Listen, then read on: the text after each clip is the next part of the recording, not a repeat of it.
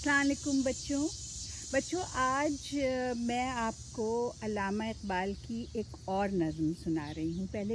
इससे पहले भी आपको एक दो नज़में उनकी सुनाई हैं और यकीनन आपने इस नज़्म को या तो पढ़ा होगा या उसके बारे में सुना होगा, या हो सकता है आप स्कूल में जब क्लास में आपके कोर्स की किताब में मौजूद हो।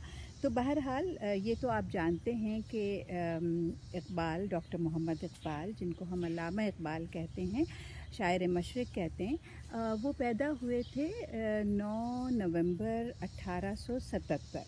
सही है ना? अच्छा, तो ये जो नज़्म है परिंदे की फ़रियाद, ये सबसे पहले मार्च 1903 में एक अदबी रिसाला निकला करता था मग़ज़न, तो उसमें छपी थी। और ये नज़्म जैसे इकबाल की कुछ और भी बच्चों की नज़में हैं जो उन्होंने अंग्रेज़ी से तर्जुमा की थी, तो इसी तरह ये नज़्म भी जो है वो इंग्लिस्तान के एक मशहूर शायर विलियम कूपर की लिखी हुई थी पहले, on a goldfinch starve to death in his cage. ये उस नज़्म का उन्वान था। और विलियम कूपर पैदा हुए थे 1731 में, ठीक है। अच्छा, और सन 1800 में वो वफ़ात पा गए थे। तो बहरहाल इकबाल ने ये नज़्म 1903 में ये छपी, उनकी नज़्म परिंदे की फ़रियाद। तो हाँ, तो मैं आपको जो मैंने तस्वीर बनाई है उसके लिए वो दिखाती हूँ। ये है तस्वीर, दिख रही है ना? तो जब भी मैं सुनती हूँ परिंदों की आवाज़ें, इतनी खूबसूरत, इतनी सुरीली, इतनी प्यारी मुख्तलिफ़ आवाज़ें आती रहती हैं उनकी, तो अक्सर ऐसा होता है कि मुझे इस नज़्म का ख़याल आता है। और ख़ास तौर पे जब परिंदों को, जानवरों को पिंजरों में जो लोग पालते हैं, उन्हें देखकर बहुत अफ़सोस होता है और ये ख़याल इस नज़्म का आता है मुझे। तो मैं सुनाती हूँ आपको।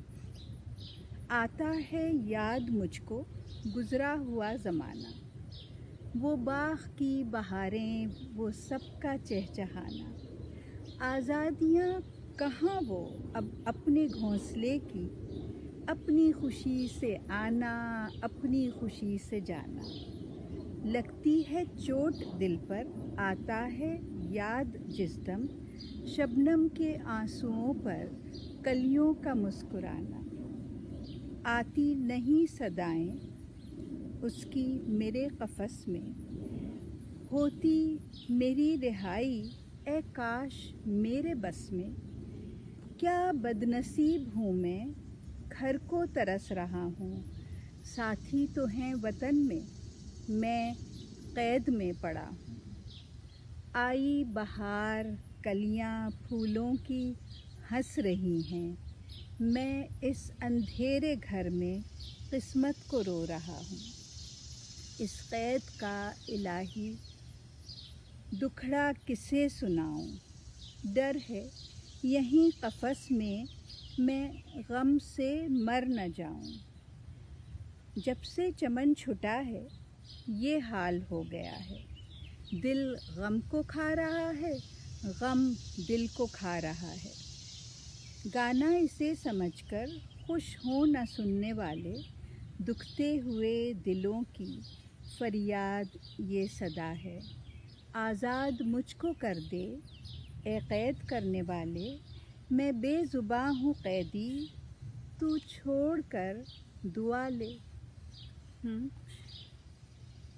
मेरा ख़याल है इस नज़्म में जितना दर्द, जितना गम, जितनी उदासी है, वो किसी से छुप नहीं सकती।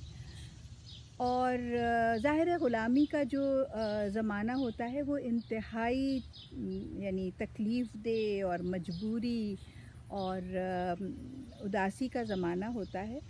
तो आपके ख़्याल में ये जो कैदी परिंदा है जो ये फ़रियाद कर रहा है, उसको अपनी आज़ादी के दिनों की क्या-क्या चीज़ें याद आ रही हैं?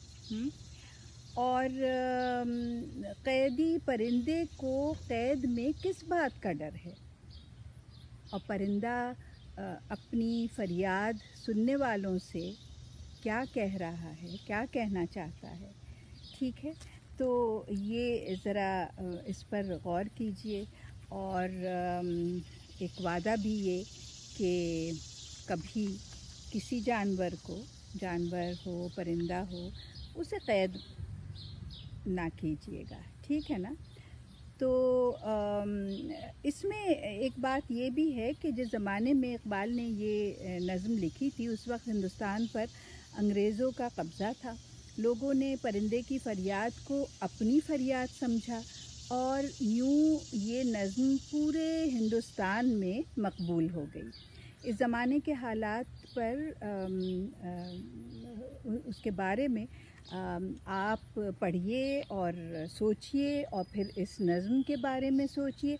तो एक तो ये माने हैं जो कि हम अभी जो जिस बात पर वो कर रहे हैं कि भाई क़ैद होना परिंदे के लिए, किसी भी जानवर के लिए, लेकिन यही कि क़ैद होना किसी भी इंसान के लिए भी या ग़ुलामी किसी और की करना किस कदर तकलीफ़देह बात है ना? ठीक है, तो इस बात पर गौर कीजिएगा और इस नज़्म को याद कीजिएगा और मैं आपसे कल मिलूँगी। खुदा हाफ़िज़।